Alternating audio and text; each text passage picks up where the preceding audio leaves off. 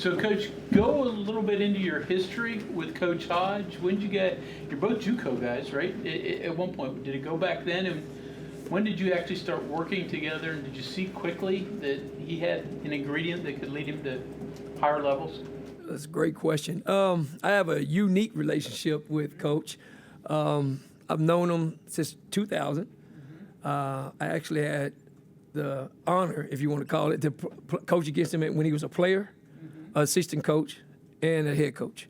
So I've known him for over 25 years.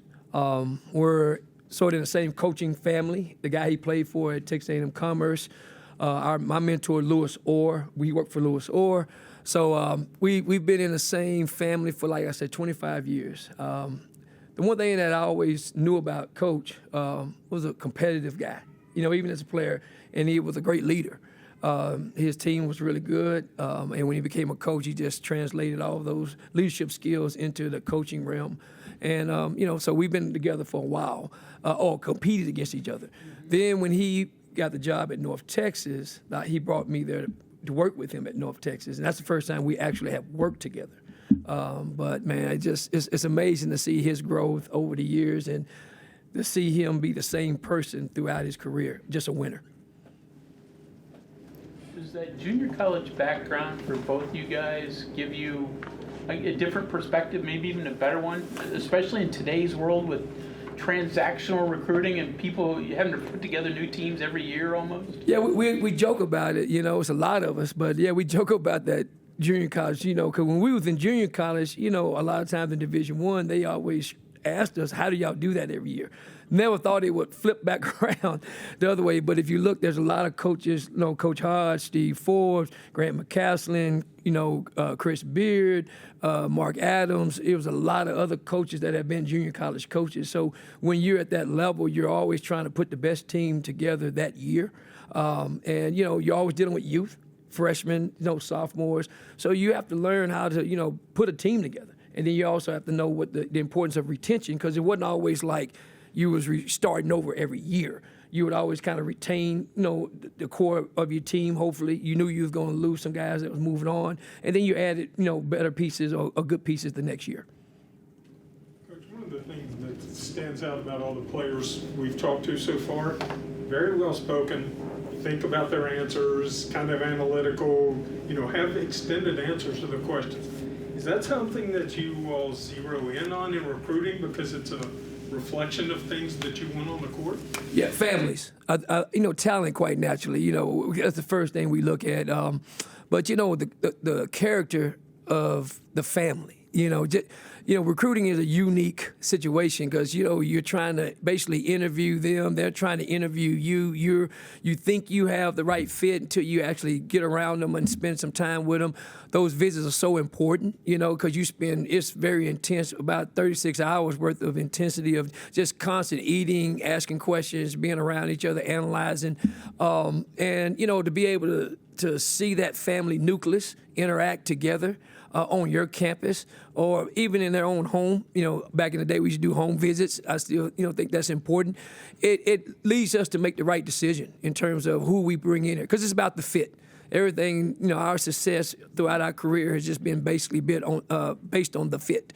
And when you have that family nucleus and a kid that has that kind of character and talent, that's when the special things happen. I assume there's been a time or two where you got here, they met, and it was just, this may not work. Well, yeah, every situation, you would hope everything in life is 100%, but there isn't. But, I think the less mistakes you make, the more successful you're going to be. We do vet our, guys very, our whole staff is involved in recruiting. So we always vet our, recruits and student athletes, prospects, to the utmost degree to make sure we're making the right choice for not only us, but also West Virginia. Coach, Amir was just in here, and he talked about one of the reasons that West Virginia stuck with him was his visit here. It's a lot of same stories we've heard from other players, whether they were high school guys or transfer portal guys. What the heck are you guys doing on these visits that is making them so memorable for I think being yourself. I think that, a lot of times, I tell people, a lot of young coaches used to ask me, to prepare for an interview, what do I need to do? I said, well, be yourself. That's the only person you know how to be. So all of us have, when Coach put our staff together, he was looking for unique roles, guys that had experience in certain areas. The diversity part, all of it had to add up. And he took his time, and I've known him a long time, but he also have known Coach Hurl. He didn't know Coach Phil a lot, but he knew other people knew him. But he kind of Coach Randall, Yusuf, all of us. He put together a great staff, Sean, but it was all based on if we didn't care about people, then we wouldn't be here. And that's one common ingredient that I know, knowing this man and what he's been about in how he lives his life and how he leads his family, that if you're not serving other people, if you're not about helping other people, then you can't work for him. And that's why I respect Ross Hodge. So when these kids come on a visit and they feel the organic, natural, flow of each one of us, it's not a script, it's, this place is a special place. It's the best place I've never been, which is what you want to create, that kind of environment in terms of recruiting. System unique compared to others, or he talks about his path and how he followed Grant and Eustace and some of those. Is it, I don't want to say copy, but is it what they taught him, or has he put his own twist on things? I think he's done a little bit of all of it. You always take something from somebody you work for. He's worked for some really good coaches, but he was also a really good head coach, And then he played for a guy, Bill Ford, that was a really good coach. And then he played for Sam Walker, who was a really good coach. So everywhere he's in, Leonard Bishop was his high school coach. So Raw, everywhere he's been, he's just taken a little bit and pieces from everybody and put it with, basically who he is. He's got to start at a young age. A lot of guys didn't get that start at 24 years old. Dr. Moffitt, who hired him, who I knew was an AD at Paris Union College, saw a lot in Ross at a young age. So he took an opportunity, but he also was a type of guy at a young age that would ask for advice. He would talk to older coaches. He didn't act like he had it all figured out. So he is a combination of pretty much everybody that he has either worked, served, or he's lived with in terms of this profession, and it's just who you see today. A very competitive, very intelligent, very prepared head coach. What made West Virginia the fit for the next spot? Man, that's a really good question. The people, and this was a very difficult decision. I don't want to speak for him because I know his family. He's from Dallas. I'm from Texas. Most of our staff from Texas. But the relationship with Ren and what Ren Baker was saying about this place, Ren was at North Texas, and I've known Ren over the years as well. But what he said about you guys, like the West Virginia nation, was very enticing, but also convincing. And, I knew Ross moving across the country and then asking each one of us, did we want to go? There was no hesitation on our staff because of our relationship with Coach. So him choosing this place had to do with nothing. To me, it was about the people. He's not driven by money and all this other stuff and fame. I'm sure he's already kind of alluded to that in his prior press conferences, but his deal is about relationships and people. And what Ren Baker and Ben and everybody else has told him about West Virginia has been nothing but true so far. Your first Power Four opportunity, is this yours? And if so, how are the resources different now that you're here? Oh, I think it's the best we've ever had, all of us. I was at the University of Houston at the first year of the American. We had blue bloods in the program. Louisville, who had just won the national championship. UConn, who finished fourth, who actually won the national championship. Cincinnati, so there were blue bloods in that program, but top to bottom, this is the best that any of us have ever competed in.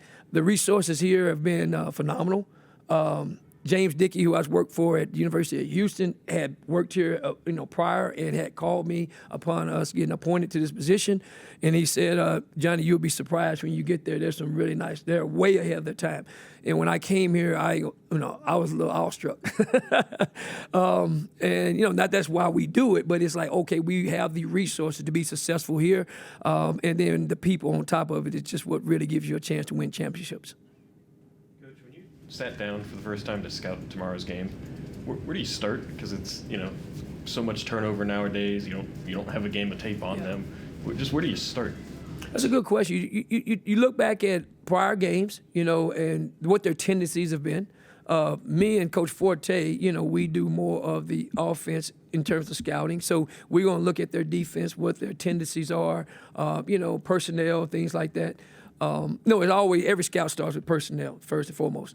That personnel, sets the tone. And then we start talking about, how do they play on the ball screen? Do they like to press? Do they like that? So that's kind of where we start at. Then we start prepping from that point forward. So, to answer your question, it always starts with personnel, then break down to offense, defense, and then what are we going to do game plan-wise. Does this end up being the hardest scout just because they haven't played a game yet? So there's, These first ones, they're tricky because, they do have a new team. So then you're pulling clips from where they was at before. so now you're trying to figure out, how does all this come together? Because, sometimes your team, you won't really know your team until the end, or maybe it's Christmas. So early it's going to be some herk and jerk, in them and us. But then eventually it's going to kind of level out. Coach Hodge mentioned that all the assistants do the scout. Do you like that? I do. I think that's very important.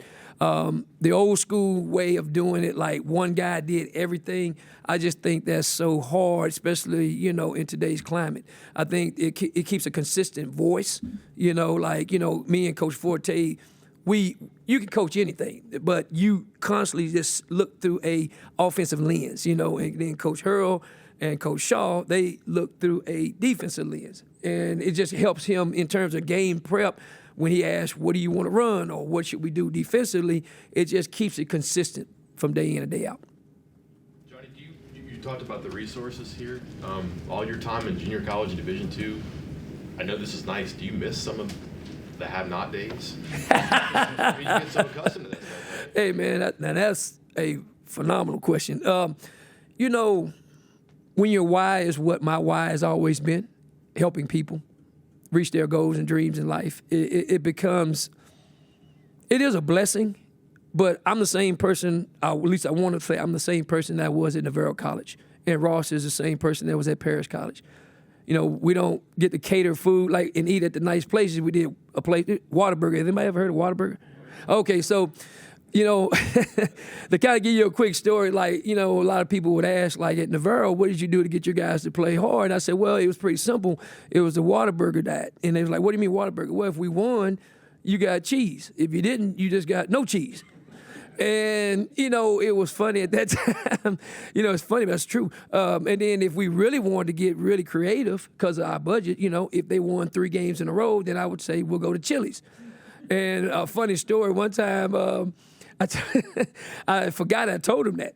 So we won the 3rd game, and we got on the bus, and we was headed back to Corsicana, and a guy just said, hey, Coach. I said, yeah, what's going on? He said, Chili's. I said, oh, yeah, that's right. Then I asked my assistant coach, do we have enough in the budget? But that's kind of, it is what it is. But the resources here it makes you, it's I don't know, it just makes you feel like, wow, like there's a lot of people beyond you that care.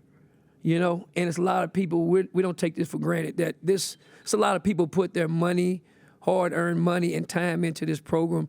And as caregivers of this program, I can tell you, each one of us is going to work hard to do our best to make West Virginia the best program in the country. Also, you're not an old person. You're a 3-time Hall of Famer? Yeah, I pay well. No, I've been blessed. You're wise, you said. I imagine that's been consistent across time, too. How much do you stop back and look at things and say, yeah, I've done this correctly? Not because you have 3 Hall of Fame honors, but it does seem like there's validation from others to what you try to be about.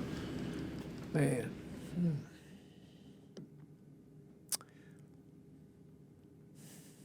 I wasn't ready for that question. I think in each one of those, I always think about the people who helped me get there. I think there's 2 types of Hall of Fame people. I think they did it by themselves, and then there's people that always think about the sacrifice and the commitment of the people that put them there. You start at home with your family, your mother, your father, what they've done for you, but then you move on to, your coaches, then you move on to your mentors in this profession, and man, my family, my wife, my children. It is, to answer your question, it's not like I think I've done anything, because I don't think I've done much. I just feel like I just didn't want to disappoint people. I never wanted to disappoint people that have sacrificed to put me in the position that I was appointed to. Coach Hodge has given me an opportunity here. I always laugh and joke. I'm not on my last go around and not last parade. I'm here to help him win.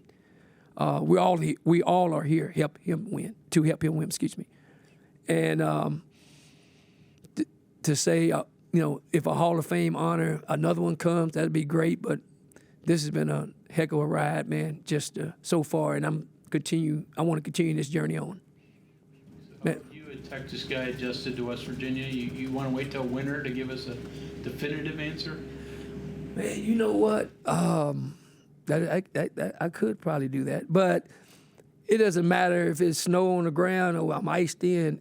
If the people continue to be like they are, which I know they will be, this is a special place, man.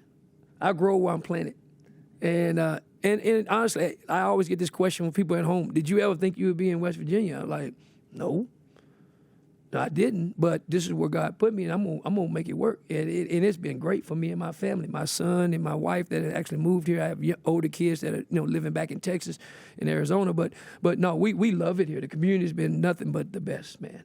And when I married my wife, she's from South Texas. We met in college. And I told her, I guess it was a line. I said, you marry me, I'm going to take you places. So when I took her from there, I took her to Corsicana, Texas, and she cried all the time, because she didn't want to be away from her mama. Then I took her to Houston. She loved Houston. We wasn't there very long, but she loved it. Then I went back to South Texas. She said, man, we went back home. Then we went to North Texas. She liked North Texas. So we're going to West Virginia. So every day I wake up, I say, see, I didn't lie to you. I'm taking you to nice places. So our family, wherever we are, where God takes us, we're gonna be happy. We're gonna be happy. We love it here. Coach, when you're talking to basketball people and you're telling them the stories about coaching with Louis Orr, oh man, do you have to correct people? Sometimes they might think it's Louis or the old Syracuse, Oh yeah. Yeah, everyone. Yeah, I get that a lot. But those who know Louis Orr, LEWIS,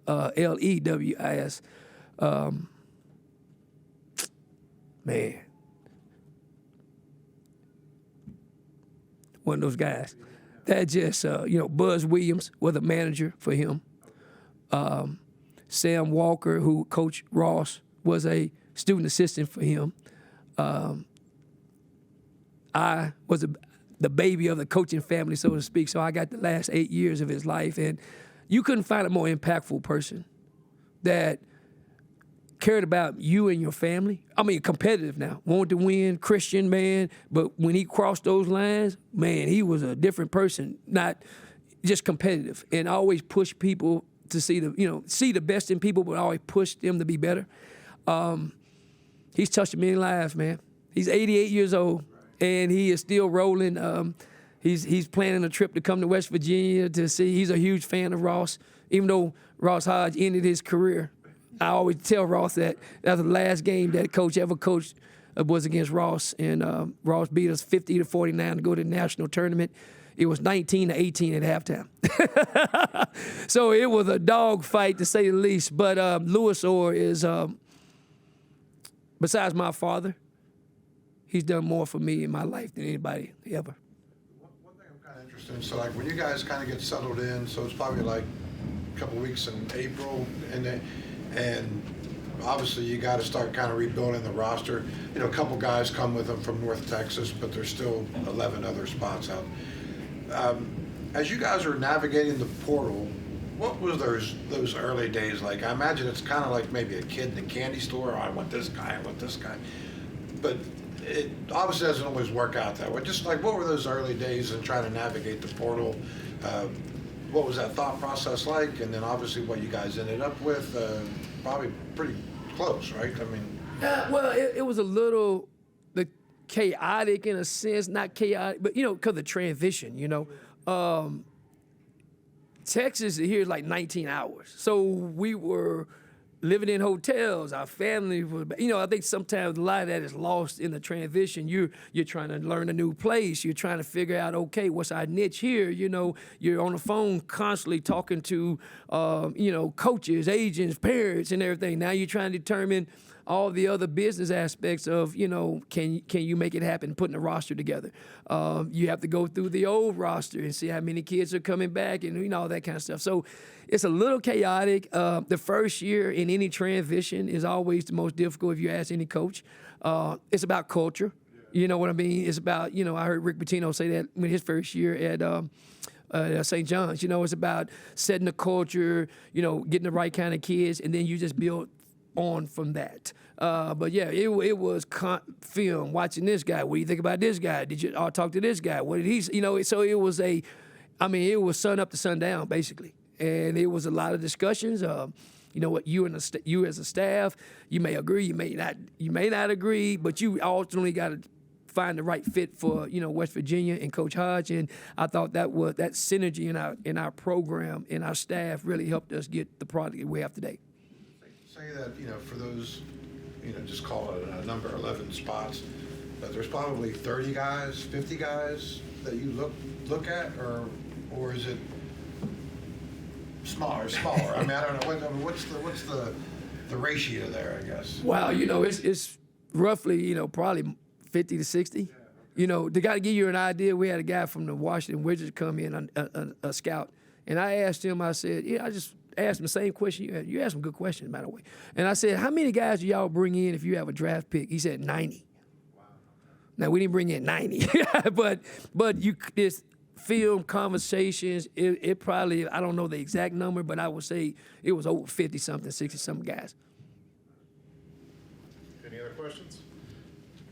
Coach, thank you. Thank you.